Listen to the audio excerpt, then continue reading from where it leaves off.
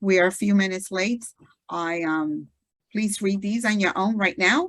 So that way I'll give you like 2-3 minutes. And that way Miss Clara is going to do her presentation. She's a professor from Quinn College, and she's been doing this for a while. And her passion, and as well as everyone in the committee, she has some powerful PowerPoints to really help us to really go to the next level. So I give you a minute, and then we could just ask Clara to really come in and do her workshop. So excited for tonight.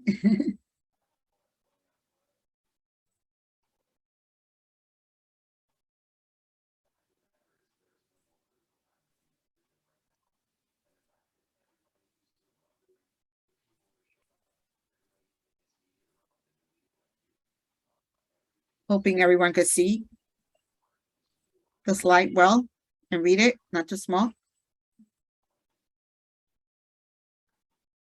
Thank you, Laurie, for letting me know.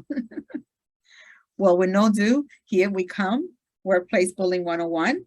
Miss Clara, the floor is all yours. Hi, thank you so much, Jeanette. You're welcome.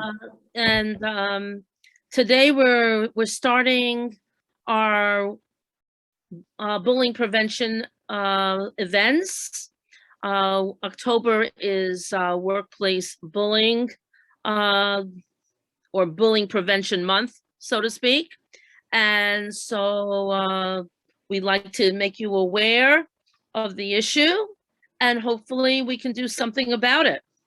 And that's what we're doing at the PSC. So we're going to start out with an outline of what we're going to do. And what we want to do here is to define workplace bullying. How do you recognize it? Why does it occur? And what are the effects? And there's a bullying cycle. So we'd like to talk a little bit about the bullying cycle. And what do you do when workplace bullying occurs? And the last, Amy will talk a little bit about what the PSC is doing about workplace bullying and how you can get more involved to stop this problem, to eradicate the issue, and to make sure that we're treated with dignity and respect on our jobs. So we're going to start out with what is workplace bullying. It's a repeated, unreasonable action aimed at intimidating, humiliating, degrading, undermining, isolation, exclusion of an employee or group of employees, and it can create a risk to employee health and safety. And what I'd like you to do is to think about it. Have you ever been bullied? Have you ever seen bullying occur?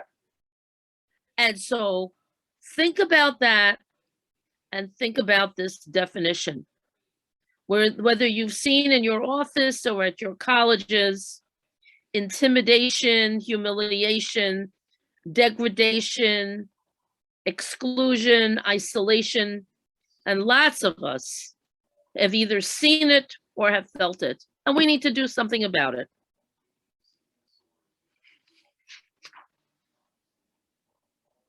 So what does it do? What does it involve?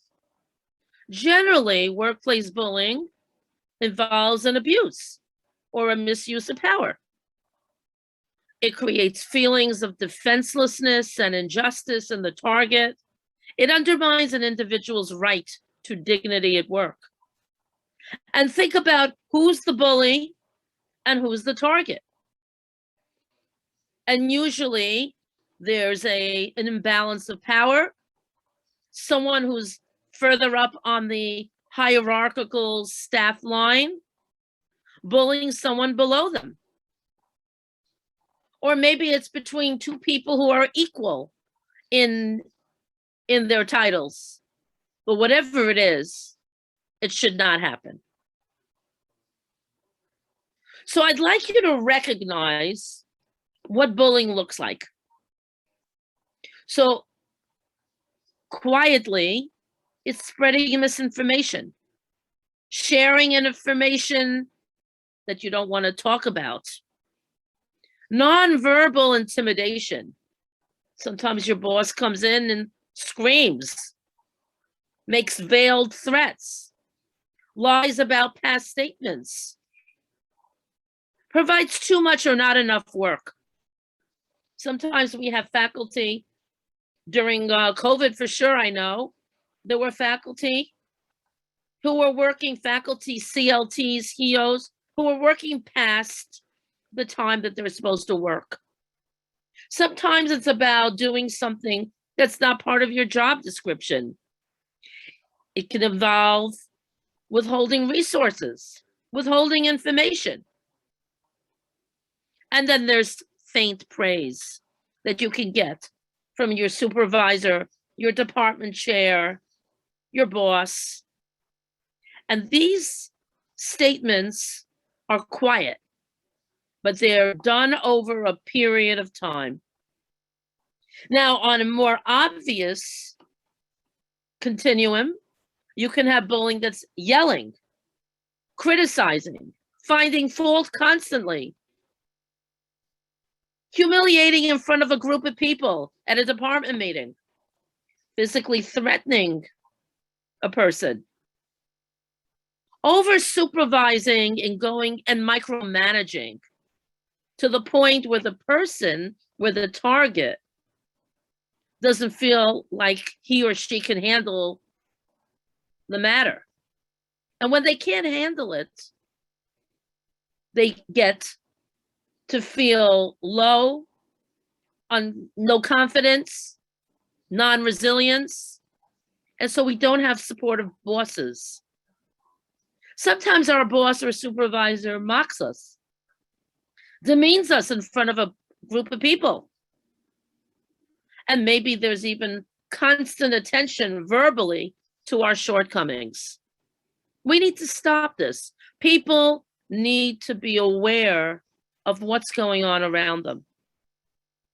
And we need to recognize what bullying is about.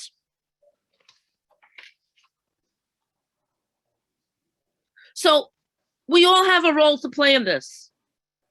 Could be in our office and we see bullying happening. We could be bystanders. We could say, whose side are we on? Are we on the bully side or are we on the target side? And so this role playing comes in automatically. You have the outsider who doesn't want to have anything to do with the situations, doesn't want to get involved. Sorry, I can't get involved. There's the defender who stands up for the person who's being bullied. We know bullying is wrong, so we feel confident enough to defend. Then we have the assistant who is actively involved in doing the bullying, but doesn't lead it. That's someone who's on the side of the bully. And that assistant tells the bully, yes, you're right. I know you're right. There's the reinforcer who supports the bullying, who might laugh during the situation, during the incident, or encourage what's going on, but doesn't do it.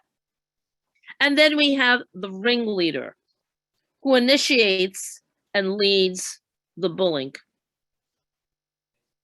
And so we have the target and we have the bully, and somehow we all fit into some of these positions where either we want to take part or we don't want to take part. We don't want to take part, we're afraid. We're paralyzed to say anything. We need to speak up and stop the bullying.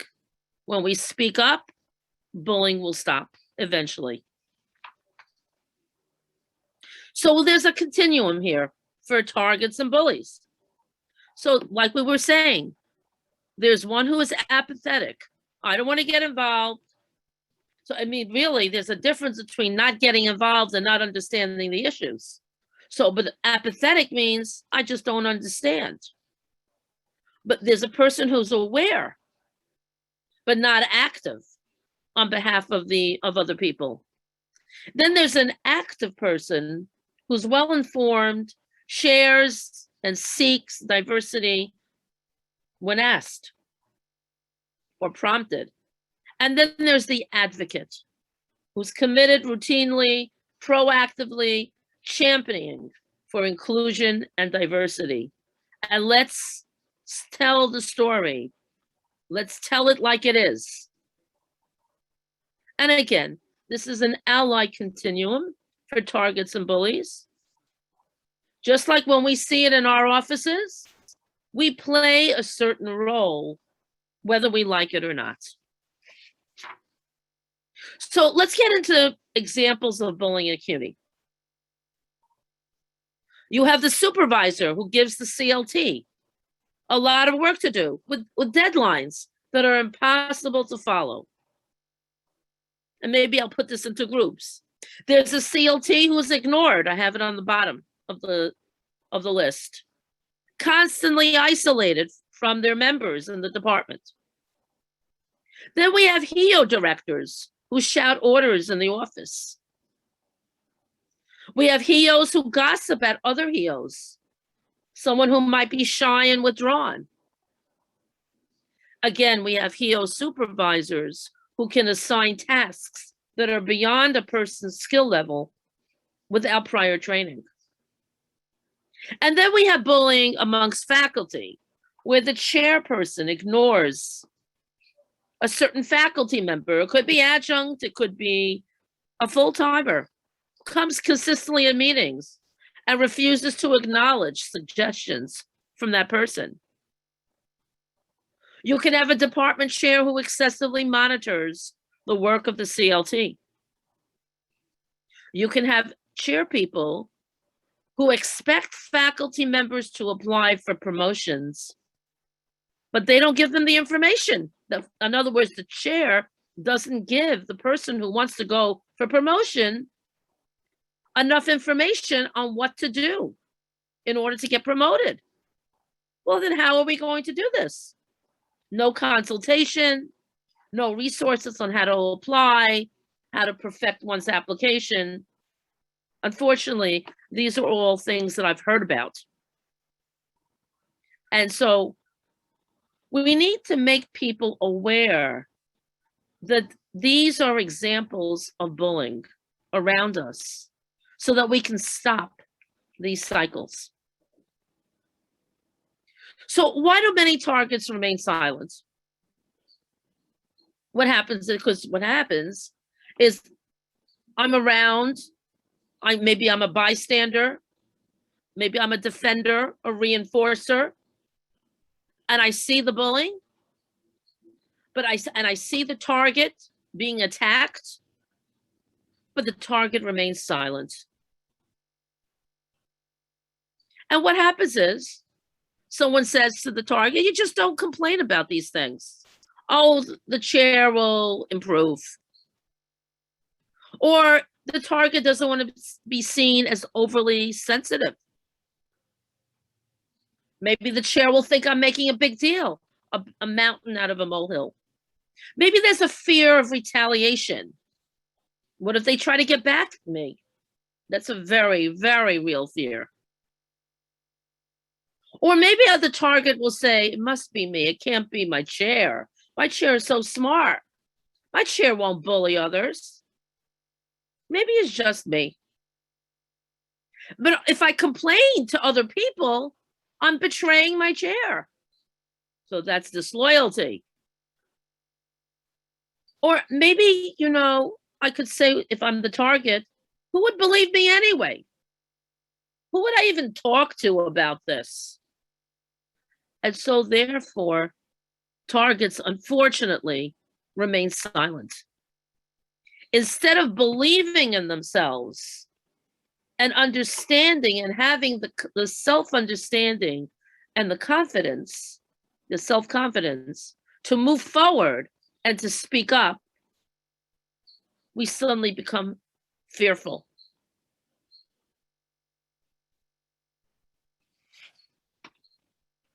So what happens when in workplace bullying? There are physical health consequences, such as heart disease, intestinal problems, your stomach hurts. How many times have we heard someone say, oh, my stomach hurts? Someone who's been picked on, gossiped about, excluded, and isolated. How many times have we heard people saying, I have headaches, I can't sleep, I'm exhausted? How many times have we seen people who have said, who look depressed and feel anxious? And sometimes when it gets really bad, that should say PTSD and suicide. And so unfortunately, it can get really, really bad. And then there's psychosocial consequences. The person who's being bullied and isolated, excluded, is lonely, practices social distancing because everyone is moving away from the target. There's a loss of significant workplace relationships. And there's a loss of trust in others and in the world. Because what can the target feel? Everybody's isolating me, excluding me. I can't trust anybody. And so I'm afraid of forming relationships with my colleagues. And then we spoke a little bit about a lack of self-understanding, a lack of self-confidence, not knowing how to speak to your boss.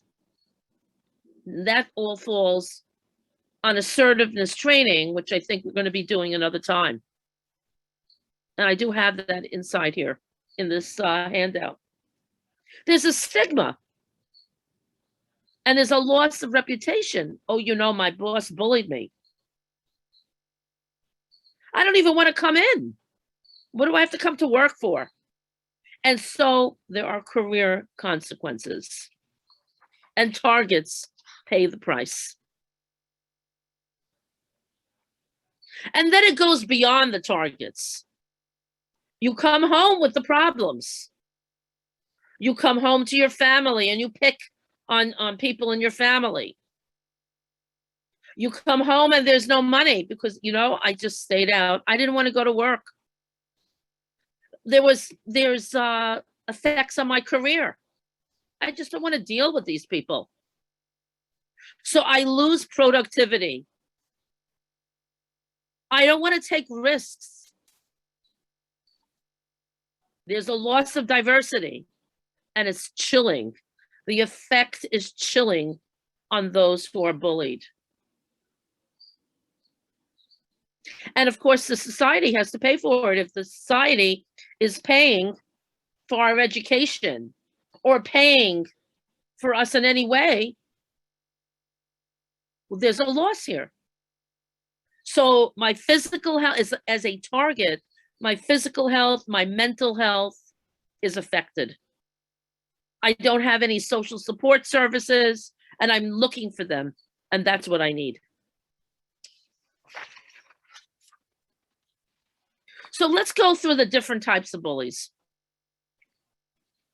so we can recognize them.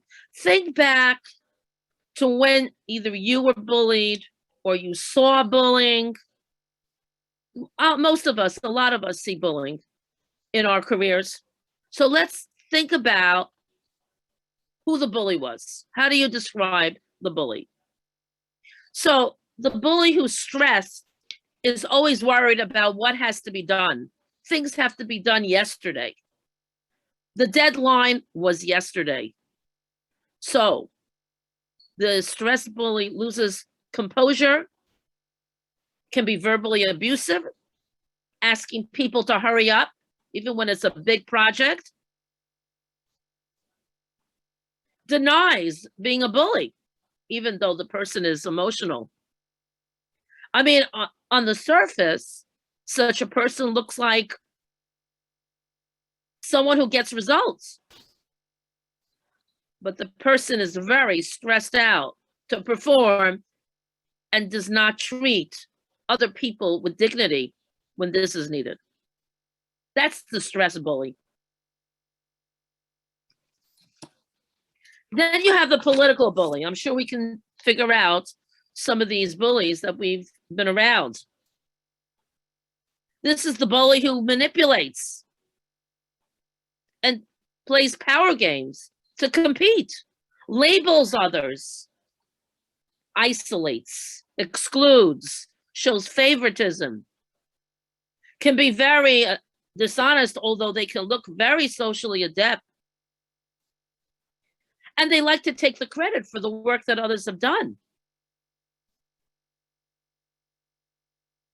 And they manage and they abuse so they can get their manipulation to be successful. Either you're with me or you're against me. And it's crazy to the target, to the object of these behaviors. And that's the political bully. Then we have the old school bully. Well, you know, bullying is just part of our culture. It exists. It's part of academia. But there aren't a lot of tools and strategies to combat bullying. You know what? This person says it's good to have bullying around because it makes you strong. It makes you aware of your environment. They focus on measurable results, on measurable actions. What are you complaining about? You should be happy you have a job. I'm sure we can think of people like that. The old school bully.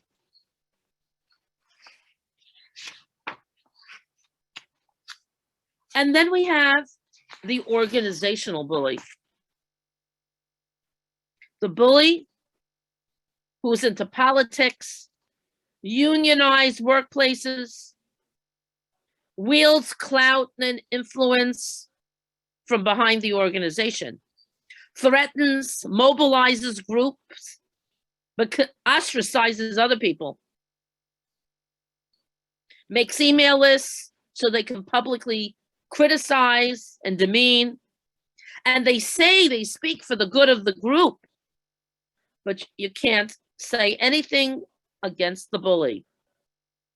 And if you do say something, then you're not loyal.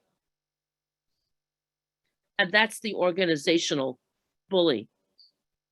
We need to be open to see these different types of bullying. Then we have the privileged bully, who believes in privilege, in earning their privilege, indispensable to the organization, has control over the success and or failure of others. Generally, the privileged bully doesn't have to do the work. Let other people do the work. And they're unapproachable by leaders at any level. Do we know people like that? I'm not doing the work. Someone else can do it. Operates with this mindset of very high standards. And then we have the peer bully. Shows bigotry, shows characteristics of power, authority, makes a difference. Either again, you're with them or against them. Tries to show, well, I'm creating an alliance against leaders, but really they're not doing that. They're isolating people. They make believe they're your peer, but they really aren't. And we need to recognize these people for who they are and what they're doing. And then you have group bullying. So perhaps your chair or your supervisor, through manipulation, through authority, through mistrust, through being what that person is, the powerful person that person is. And people are just attracted to being a member of a certain group. And what happens, what they do is they form groups or mobs in order to act against certain people. And when you have a group situation, that's even more powerful. And there's justification. The feelings of power are pleasing when they promote affiliation. When you get everybody together in your group and you have group bullying. And we have to be aware of this. And what happens is there are others who use your documentation against you. In other words, they intimidate, they harass, they shame because you wrote things down, certain personnel practices, differing from legitimate documentation. When you feel bullied, you need to document. Document everything. Document the time, the date. This is really not part of it. This is documentation for the target. Time and date, what was said, who was there. But this is documentation that's used in the personnel office and it's used against you. The bully will not allow you to perform, to improve, and to assist them. And their documentation and their death by documentation says, well, you wrote such and such, and you shouldn't have done it. We're going to use that against you. So if you recognize yourself in the bullying types, always know you can change. You can acknowledge it and admit that it happened and apologize. Ask for help and feedback so that you can be a more productive member of your group and that you can treat people with dignity and respect. Inevitable consequences are not good because the target may have to think, what if I have another job? Or if the target does get the bully, the question will be, does the bully have to find another job? So there are consequences, either way you look at it. So let's talk about why bullying occurs. There's a bullying cycle, and that's what we were talking about here.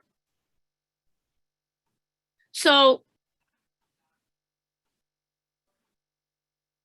the bully is triggered by something. We're starting in the center where the red is.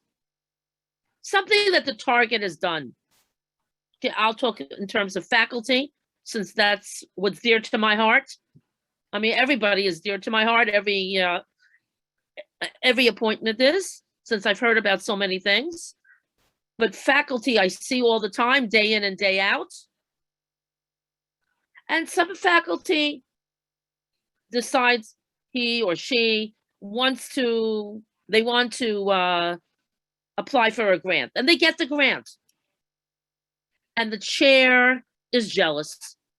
The chair is jealous. Why didn't I get the grant? Why is this faculty person getting the grant? This person is only an associate professor. So something gets triggered in the bully. Some action, something where the bully is ready to on the attack. The target, for the reasons that we just mentioned, doesn't challenge the bully. Okay, and the bully is going over to the target and saying to the target, you see, you've got this money from NSF, let's say, National Science Foundation. I really should have gotten that. But you know what? Whatever you do, that comes under my name because I'm the chair. This is really, unfortunately, an actual happening. Target will not challenge the bully. Target tries to adapt and cope. Okay, if the chair wants to have put their name on the grant, okay. I'm working hard, but the chair can put their name on the grant. The chair will get the recognition. The chair will get the money. So I'll try to adapt. But as I'm doing all this work for the grant, as a faculty member, there's a lot of tension because I'm really doing the work, not the chair. And what the target will still ignore whatever it is going on. And it's a cycle because the bully will continue acting out power over this target. And what happens is the bully wants this target, the person who got the money for the grant, to do something in the department. The bully wants this target to back down and to submit and to move away so that the bully gets all the recognition that he or she wants. And there's confusion. I'm trying to accommodate my chair, and my chair is still going at me. And the problem is, as long as the target denies the situation, denies the bullying behavior, this situation will continue. And we've got to break this cycle. Once the target realizes this is about the bully, not about the target can stand up and learn the skills that are needed for standing up. Self-assertiveness, a self-reflection, a self-understanding, self-resilience so that they can bounce back and work with that bully. And that's really important. So what we want to do is break the cycle. Why does workplace bullying occur? Because we have increasing workload, insufficient staffing. We can all identify with this at CUNY. Many of us work in isolation. This happened during COVID. There was job responsibilities that were not clear. Sometimes my chair will ask me to wash his car. That's not my job responsibility. Why would I do that? It has happened, unfortunately. The workforce is changing. Leaders don't respond effectively. And the governance structure, the academic freedom and tenure issues create situations where people say, oh, you can say whatever you want. And then there's conflicts when you do say what you want. And so, again, innate to the system, to the academy, workplace bullying can occur, but we can also stop the process. There are other challenges that make workplace bullying prevalent. Increased bureaucracy, and pressure to adopt a more corporate model of operation. That's really what we're doing right now. There's an increased administrative burden, shifting job responsibilities. How many people do we know who have left from one department and gone to another department? There's just no job training. There's no meaningful performance review, no accountability. We need protections in our policies or contract. We need our contract to address bullying. And it's not only just addressing it, we need protections. And I guess Amy will talk a little bit more about that.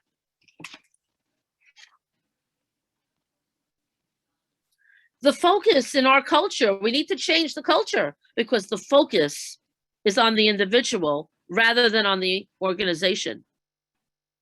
We're focusing on how many achievements did you do. We're focusing on competition. We're focusing on academics.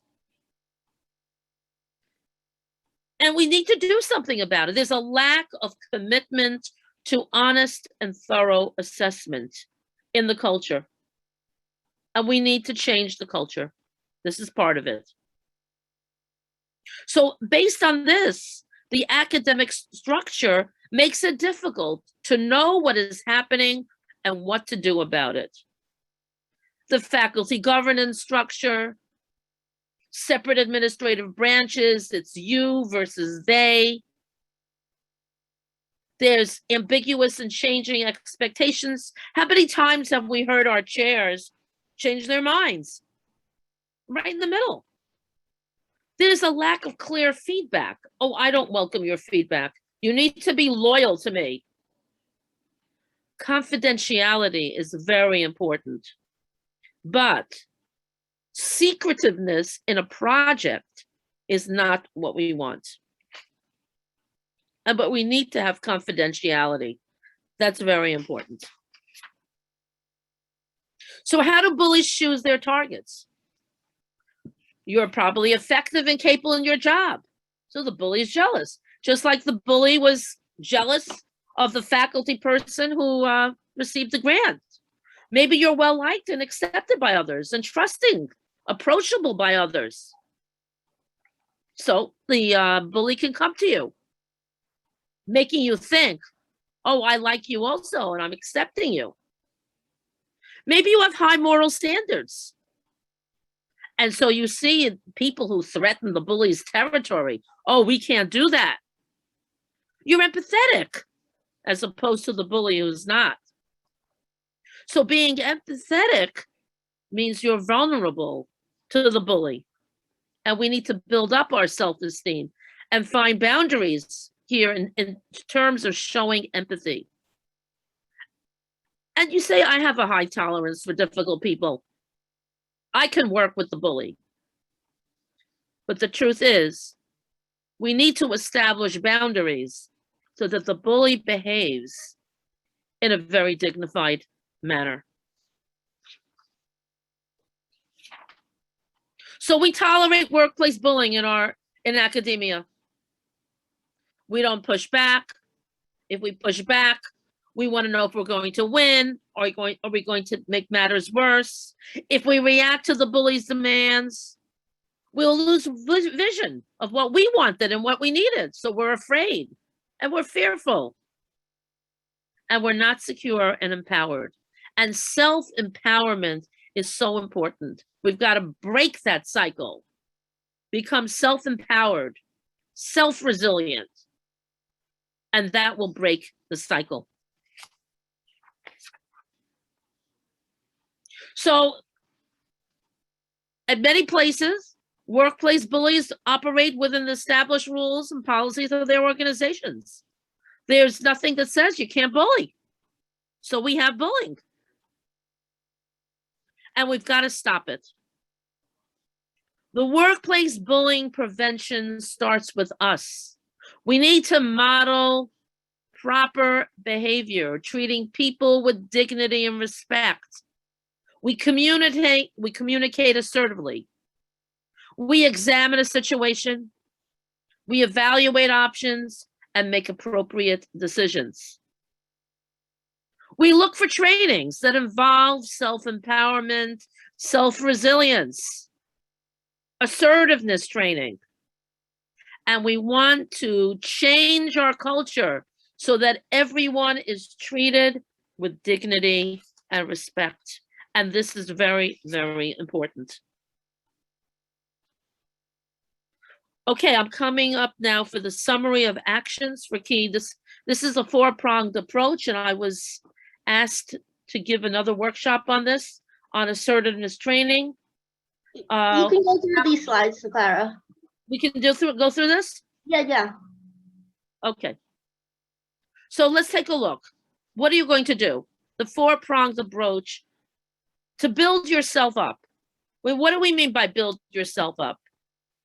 Achieve self-confidence, build up your self-esteem, to work with assertiveness, self-assertiveness, to empower oneself, acknowledge that bullying has occurred, realize that the bullying is about the bully. It's not about you.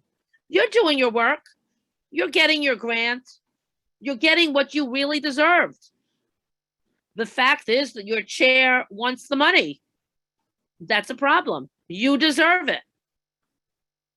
Understand how the bullying affects you and take a look at the different circumstances that we have, how bullying affects others. The next thing is you want to protect yourself.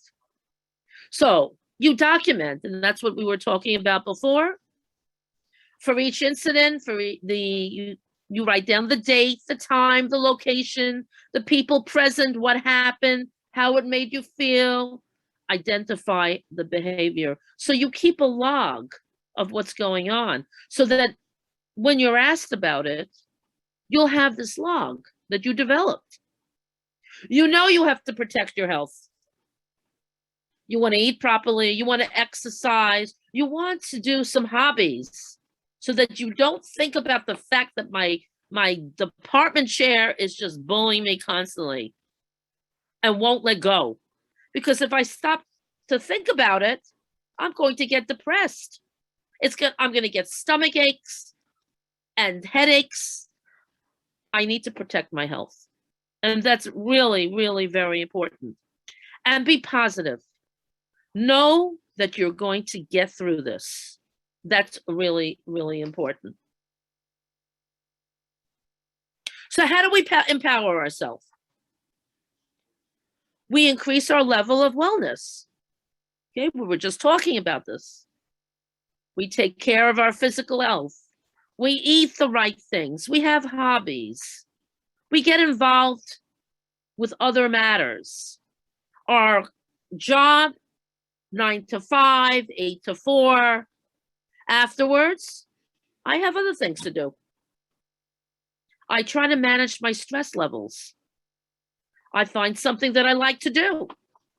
I try to build, by doing all this, I build my self-esteem. When something happens, I talk to a colleague who will understand the situation, who can give me support. I talk to somebody, could be a colleague, could be a therapist, it could be someone else in the department or another department. But what I try to do is I manage my stress levels so that I can build my self-esteem. I build my support network. I increase my options. Well, you know, what are the options here? My options are, maybe I should speak up. What do I think the chair will say? Or another option is I should ignore the chair. What will happen? Or maybe I'm not sure what to do. Maybe I should give the chair the grant. So in other words, I look at these options and what are the possibilities. And then I also look at the options.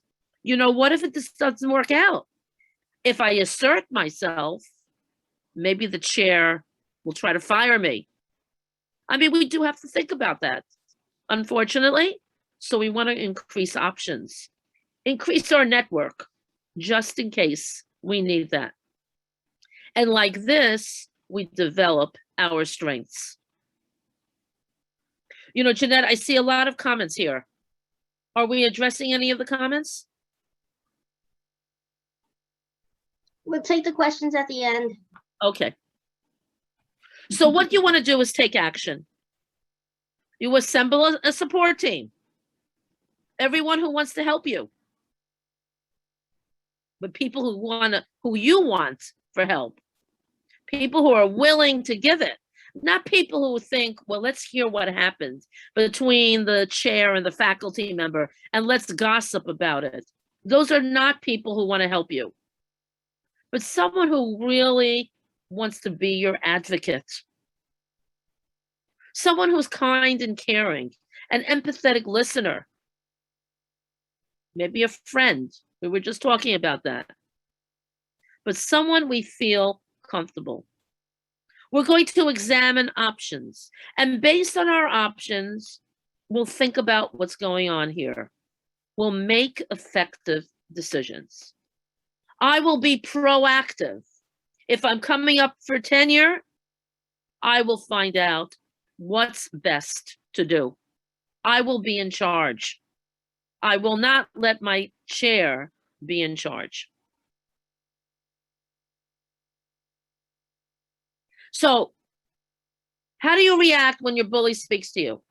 And again, I can think in terms of a chair, in my case, okay? What do you say? So there's different types of behaviors that we can talk about, and you need to think about it as you're doing it. Are you passive? Are you aggressive? Are you nonchalant? Do you not do anything? Are you assertive? So different types of behaviors. My chair comes to me and says something in a bossy manner. I can keep quiet. I can express my feelings and say what I think it should be the situation. I can dismiss or ignore the chair. Or I can express my needs and wants directly and honestly. I can have an attitude.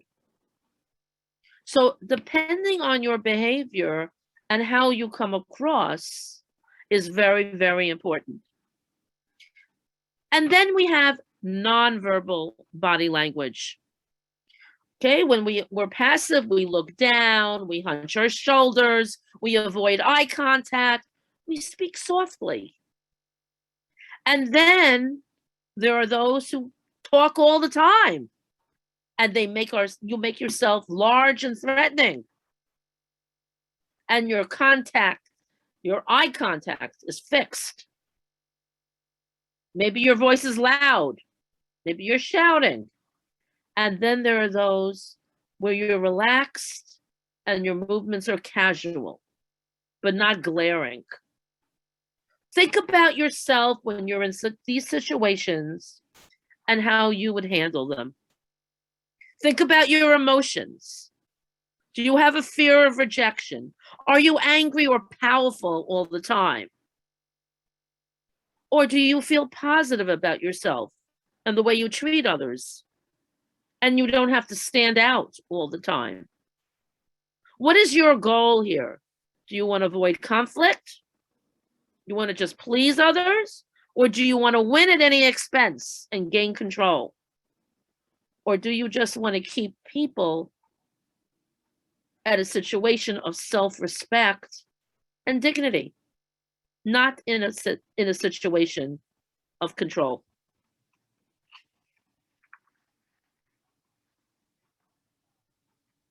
So we want to be assertive. We want to talk to our chairs, our supervisors, our bosses, and tell this like it is. Define the situation. I like what you said, but I don't like the fact that you want to put your name on my grant when you're not doing anything. I want to do this grant. We need this grant for the department. So let's state our expectations. And let's describe the consequences. If you will, I will. Or if you want, I will do this. Or if you will do that, I won't do that. If you won't, I won't. In other words, describe the possibilities and talk it out. Be assertive, sure of yourself in the way you're describing the behavior. What you want to be is honest, agreeable, respectful, and direct. Treating the other person with dignity and respect, even though the bully doesn't do that, but you want to do that. You want to work cooperatively and collaboratively, and you want to resolve the issue. There's no need to defend yourself. There's no need to argue. Just being direct and stating the situation the way we described. So you approach the bully, you have boundaries, just like we were saying before, and you let them know that their tactics are not appropriate and you won't tolerate it. And by saying this, you feel more empowered and more confident because you're setting the boundaries. And if this is too scary, you can write it out and then say it. I'm not a big fan of putting things into writing because I'm afraid it could be used against people, but it's an option. And you could write to your chair or to your boss or to your supervisor, hoping that it won't be used against you. So you want to assert yourself with the bully, but some bullies can't be reasoned with. And you tell them, you know what you said the other day? You said you wanted to take the money from the grant. And the bully will say, oh, I would never do that. So the bully will deny, come on, you're making a big problem where there doesn't exist a problem. Or the bully will say, please, I didn't say that. How could I say something like that? Or the bully will play the victim. How could you say this to me? I'm offended by what you're saying that I want to take this money. So be prepared with those tactics, but stay put on what you need to say. Say it reasonably, with reason and ration. In other words, rationally, you want to say what you have to say, and let's work this out. Understanding that the bully can react this way. Think about, in your mind, the encounters you have every day. What did the other person do or say? How did you respond? How could I have responded in a more assertive way? We're all struggling with this issue.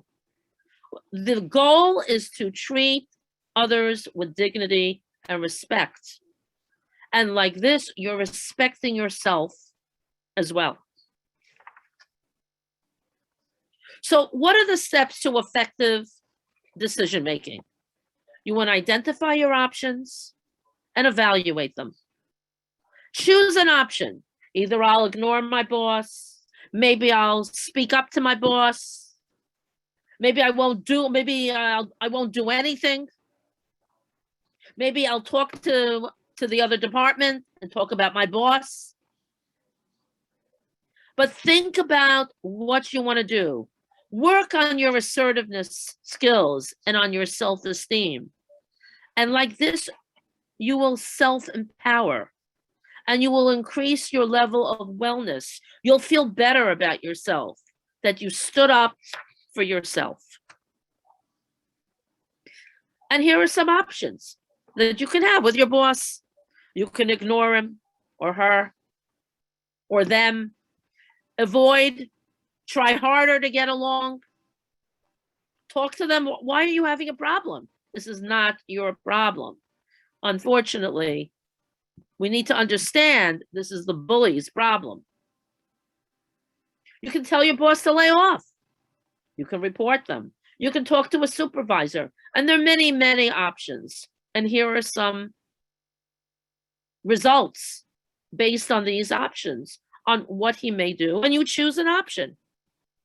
You choose the best option that's best for you. That's the important thing.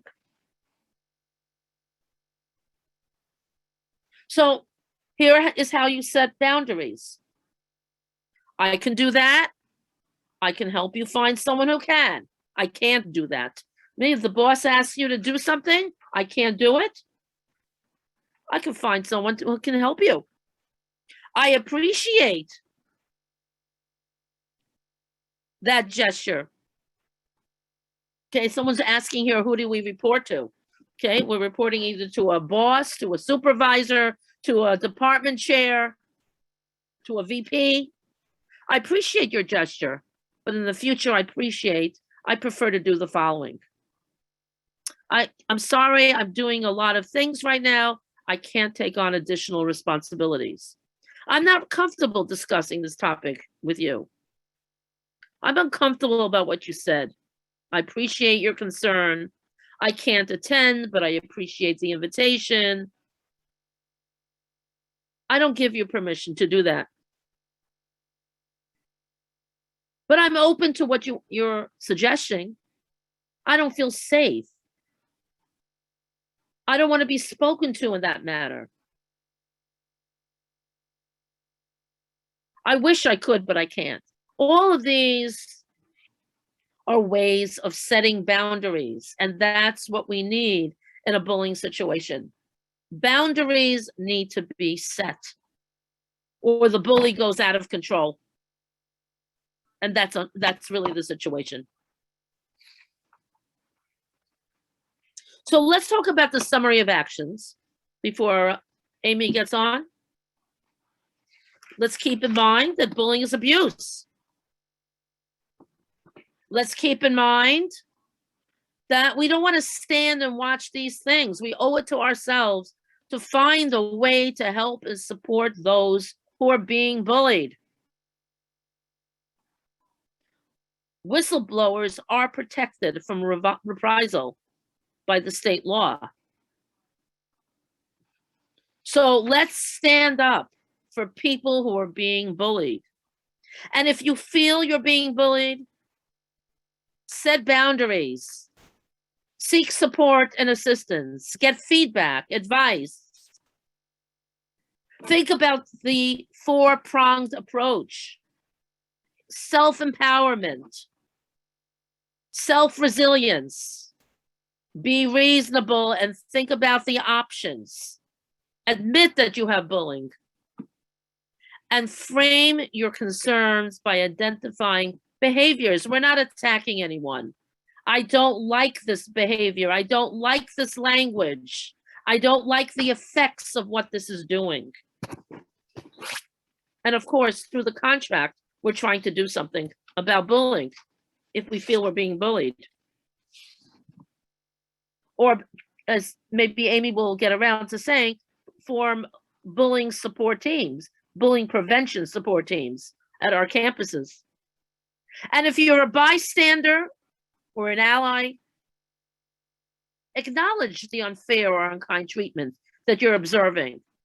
Interrupt the bullying behavior. I don't like the way you're treating X. I don't like that language. Support those who are affected. Confront those who are being involved. Provide feedback for the moment. This is not about, I'm a defender of the bully. Report to someone who can do something about it. Let's stop the bullying. This is very important. And this deals with the key aspects of dealing with a complaint. Listen, hear the story. Don't debate and say, oh, I'm not sure of what you're saying, or lay blame. You're listening to a person who's been bullied. You listen to what they have to say. Affirm feelings, get facts, witness and evidence, be neutral, get help. Acknowledge what is going on. Maybe I missed something in the course of supervision. And be reasonable, don't get angry, but work with the situation.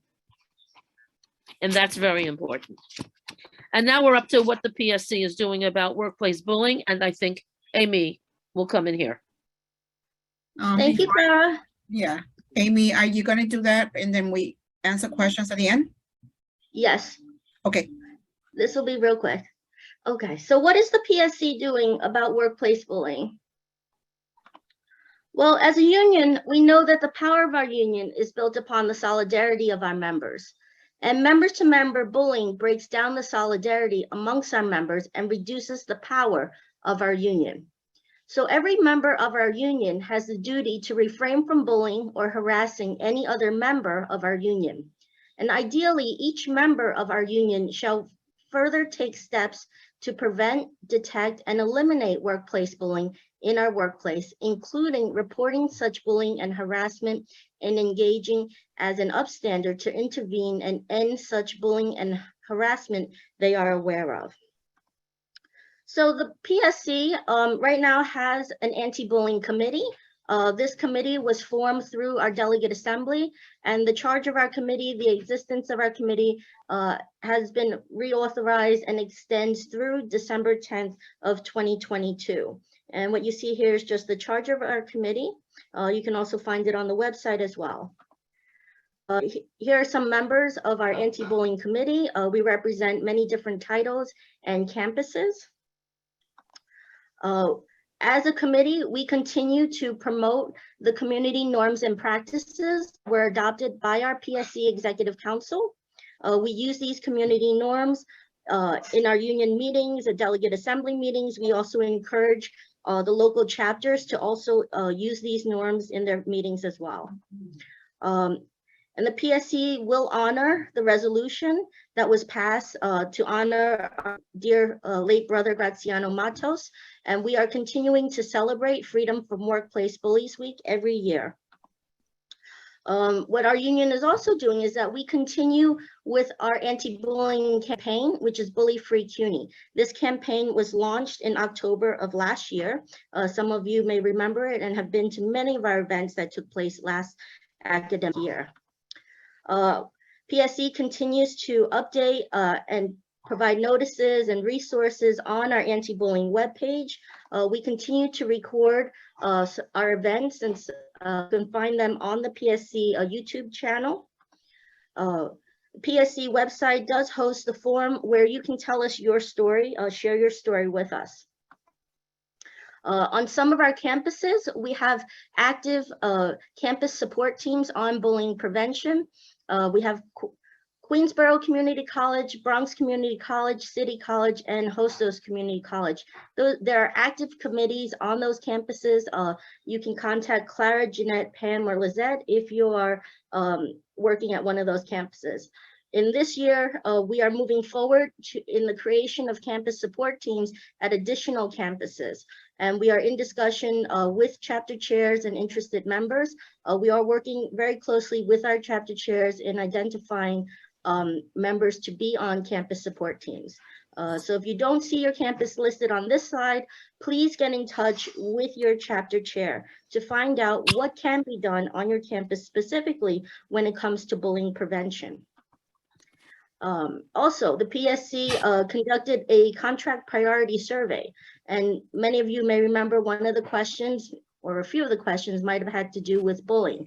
As the survey results told us, there was massive support for protections against bullying in the workplace, and this is going to be a demand in the upcoming contract. Also, the PSC is on track to schedule a labor management meeting. This would involve the PSC and CUNY to begin those discussions on a joint bullying campaign. As part of labor management meeting, we will also be talking about the policy, the fact that we don't have one at CUNY and that we need one. As part of the contract campaign, there will be contract language that's introduced to CUNY. As a committee, the PSC Anti-Bullying Committee, we are looking again at the New York Healthy Workplace Bill. We're also looking at newer bills that have been introduced in other states. For example, the Workplace Psychological Safety Act, as well as the Dignity at Work Act, and a couple of other things that have come up as well. So we remain a very active committee right now, and we continue to create opportunities and ways for you to get involved. And some of our upcoming events include a lunchtime seminar with HFT representation. There will be a representative to discuss their free counseling program and services. It does include workplace bullying. So if you're free, join us on October 18th at 12:30. Our committee will also be producing a report and findings that will be presented to the Delegate Assembly on October 20th. Faye Moore, who is our Director of Contract Administration, will be conducting a Know Your Rights session on contract enforcement and bullying. This will be on November 10th at 6:30 in the evening. And we'd also want to draw your attention to the New York State Conference, AAUP. This year, they will be featuring 2 speakers, Dr. Leah Hollis and Dr. Laura Kishley. They will be giving presentations specifically on workplace bullying in academia. So we encourage you to attend these sessions. If you're available, it's on November 5th. In December, we will, as a PSC committee, we will conduct an assertiveness training. There will be role plays, breakout rooms, so that it will be a more interactive session on December 8th. And we just want to give our shout out and thanks to a number of people who have helped us to put this presentation together. And with that, thank you for your attention. And I'm going to turn it over now for the Q&A.